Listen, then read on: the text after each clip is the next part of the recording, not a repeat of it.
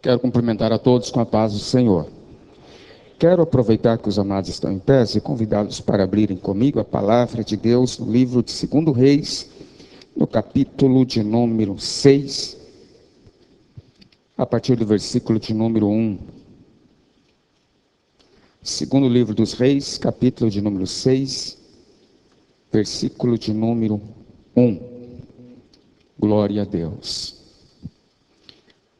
Aleluia. Irmãos, eu quero agradecer a Deus, depois já vamos entrar na palavra, agradecer a Deus pelo privilégio de poder estar aqui nessa noite, cultuando ao Senhor, celebrando a Deus. Há um ano atrás eu cheguei no gabinete do pastor Isaías e mostrei a ele um esboço de um livro que eu estava escrevendo. Ele leu e nos deu o aval para que nós pudéssemos publicar esse livro. Depois de quase um ano, nós escrevemos esse livro, está aqui, o fim é apenas o começo. É sobre a história do rico e Lázaro, 7 verdades atemporais que Jesus transmitiu aos seus ouvintes, mas elas chegam até nós com o mesmo impacto. Não tem passagem mais cristalina acerca da vida após a morte, do que acontece do outro lado, do inferno, a não ser essa passagem do rico e Lázaro. É 70 páginas, tem cunho evangelístico e é só R$15. Quero agradecer o pastor Isaías, pastor Pedro, todo o corpo de obreiros, que também nessa noite está nos dando a oportunidade de apresentar aqui esse livro. Depois nós vamos estar ali, é só R$15. Amém, irmãos? Então vamos ler a palavra do Senhor. Os discípulos dos profetas disseram a Eliseu: como vês, o lugar onde nos reunimos contigo é pequeno demais para nós. Vamos ao Rio Jordão, onde cada um de nós poderemos cortar um tronco para construirmos ali um lugar de reuniões. Eliseu disse: pode ir. Então um deles perguntou: não gostarias de ir com os seus servos? Sim, ele respondeu, e foi com eles. Foram ao Jordão e começaram a derrubar árvores. Cada um deles estava cortando um tronco, e o ferro do machado caiu na água, e um moço gritou: ah, meu senhor, era emprestado. O homem de Deus perguntou: onde caiu? Quando o homem lhe mostrou o lugar, Eliseu cortou uma madeira e jogou ali, fazendo o ferro flutuar, e disse: pegue-o. E o homem esticou o braço e o pegou. Amém? Querem estar assentados? Rapidamente queremos deixar uma palavra. Nós estamos numa reunião de obreiros, pastores, corpo de obreiros que faz a obra de Deus neste lugar. Meus irmãos, nos dias dos profetas Elias e Eliseu, havia as escolas de profetas. Eram lugares onde muitos homens e muitos jovens se reuniam para aprender o legado cultural e espiritual de Israel, aprender a palavra, se integrar, se inteirar das coisas de Deus. E nessas escolas, tanto Elias quanto Eliseu, eles eram as referências para esses homens, para essas pessoas. O texto que nós lemos aqui, Eliseu é como um mentor para os discípulos, para os aspirantes ao ministério da palavra de Deus. E a Bíblia diz que então eles decidem, juntamente com o profeta, ir até o Rio Jordão para cortar árvore, madeira, e ampliar ali o lugar do seminário, o lugar onde eles aprendiam, onde eles se reuniam para aprender as coisas de Deus, aprender a palavra de Deus e assim por diante. Meus queridos irmãos, é digno de nota nessa passagem a relação do profeta Eliseu com os discípulos, com os estudantes, com os aspirantes ao ministério profético da época. Havia uma interação, havia uma comunhão entre o profeta Eliseu e entre os seus liderados, os aspirantes ao ministério. Ele diz: nós queremos ampliar a casa, Eliseu, queremos ir lá no Rio Jordão e cortar madeira. Você não quer ir lá conosco? Você não quer ir com a gente? E a Bíblia diz que então o profeta disse: vamos lá, não tem problema nenhum. E eles vão até o Rio Jordão e começam a trabalhar, começam a cortar madeira. Meus queridos irmãos, nós temos aqui nessa passagem algumas lições implicações muito profundas para a nossa vida espiritual. Porque um desses moços, no afã de cortar a árvore, de ampliar, de exercer o seu trabalho, ele começa a cortar com um machado, e a Bíblia diz, meus irmãos, que ele não percebe quando o machado, ou o ferro do machado, cai dentro do Rio Jordão. É no meio do trabalho, é no meio do ativismo religioso, é no meio da labuta espiritual ou material desse moço, que ele se descuida, que ele não percebe que o ferro está meio frouxo. Ele deveria cortar a árvore, é verdade, mas também olhar o machado, como que o machado estava, como que o ferro estava preso, uma vez que era muito caro aquele instrumento. E para nós obreiros, irmãos, não é diferente. Quantos que muitos na labuta, no anelo de fazer, no desejo de fazer a obra de Deus, também tem descuidado daquilo que é essencial, que é primordial, que é manter o machado, o ferro preso na madeira do machado, para que ele tenha êxito. Meus queridos, não é muito comum pessoas fazendo na obra de Deus, trabalhando, mas já não tem comunhão com o Deus da obra.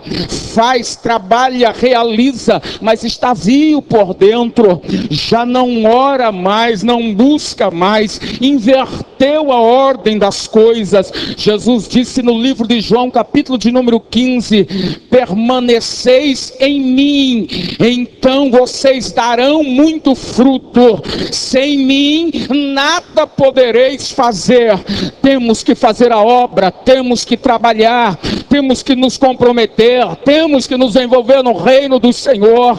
Mas mais do que isso, nós precisamos manter o machado preso na madeira.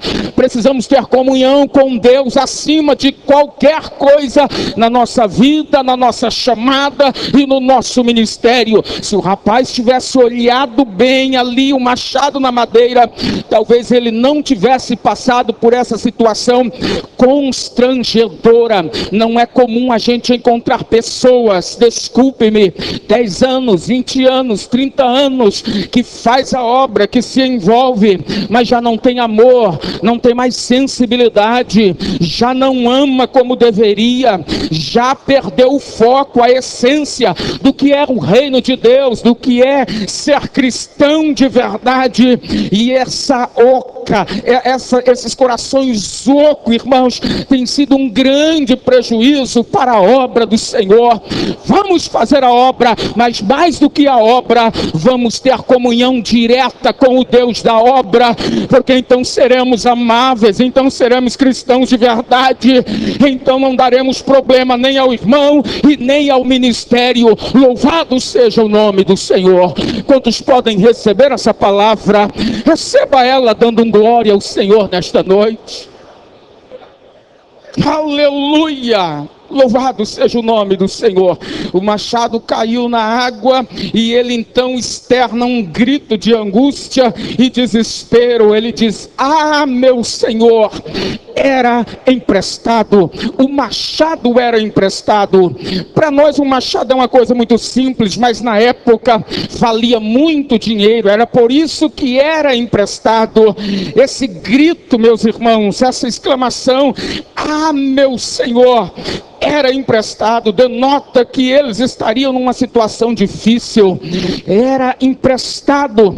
Sabe que o Deus Todo-Poderoso, a quem você serve, a quem você cultua, a quem você veio celebrar aqui nesta noite, Ele nos emprestou duas coisas na nossa vida, e nós como cristãos e como seres humanos teremos que devolver ou prestar conta a esse Deus. A vida Ele nos deu, mas um dia a vida será tirada também. Eu quero que você saiba, queridos, viva a vida, celebre, seja alegre, mas saiba de uma coisa: ela está passando, cada fio de cabelo branco, cada ruga em nossa pele é um outdoor de Deus, é um aviso de Deus. A velhice, consequentemente a morte está chegando.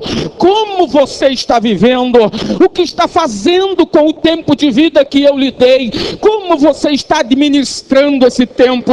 Ele é emprestado e você vai ter que prestar conta. Queridos, de cada 10 vivos, 10 irão morrer. Viva a vida, aproveite, mas para de perder tempo com trivialidades, banalidades, coisinha que não acrescenta. Deus lhe deu uma vida, aleluia.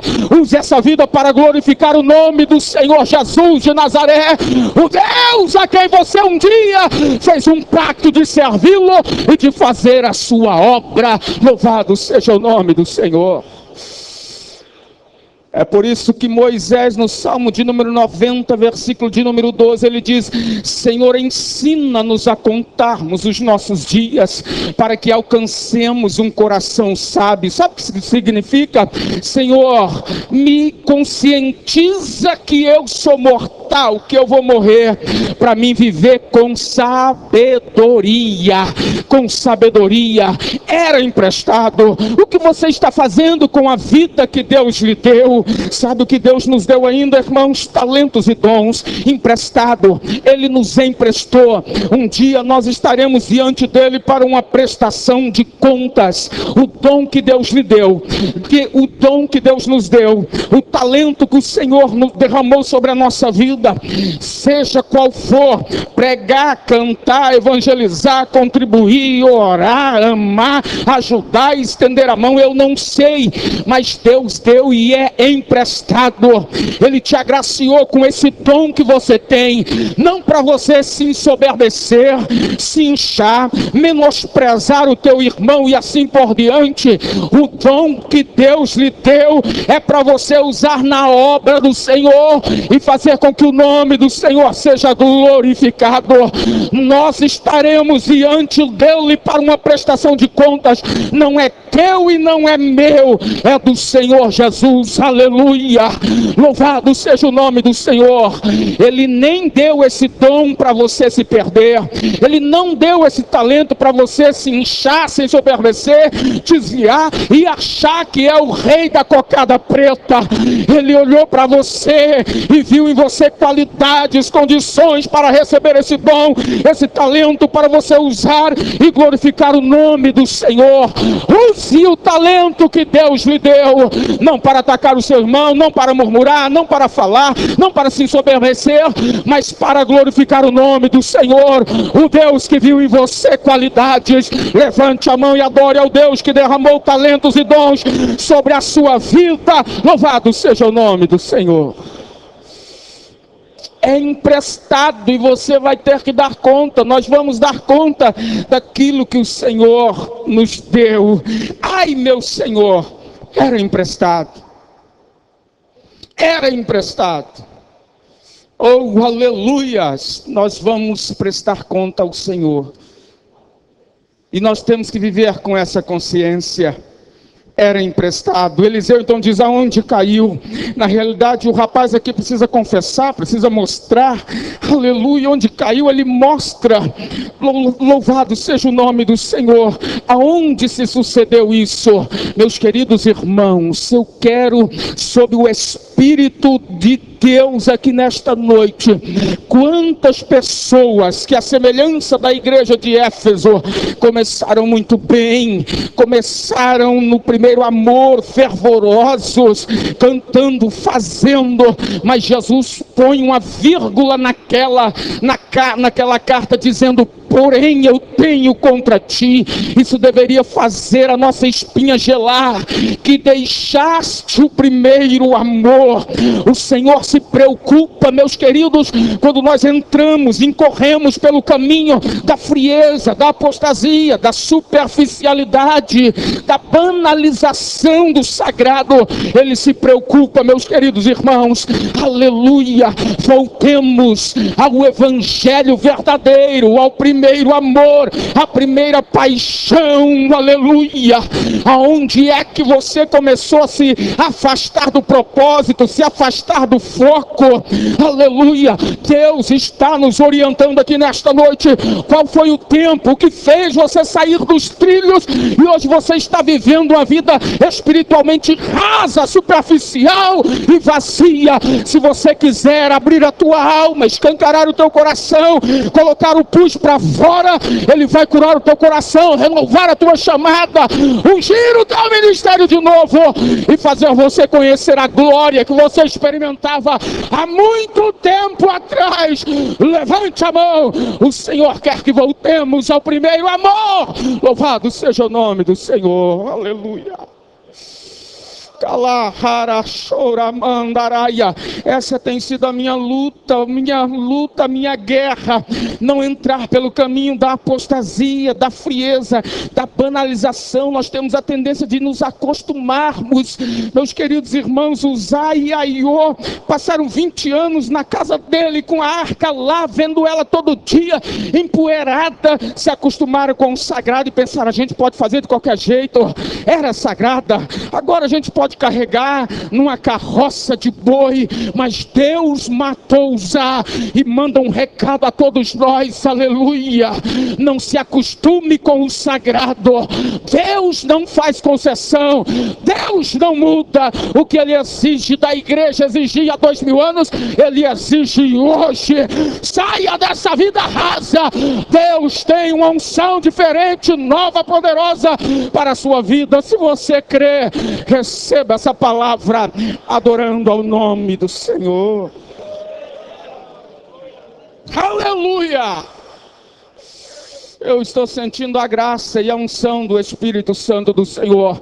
Se você está sentindo, eu vou lhe dar menos de meio minuto para você celebrar, adorar, aleluia, dizer: eu preciso melhorar, eu preciso voltar, eu preciso ser mais fervoroso.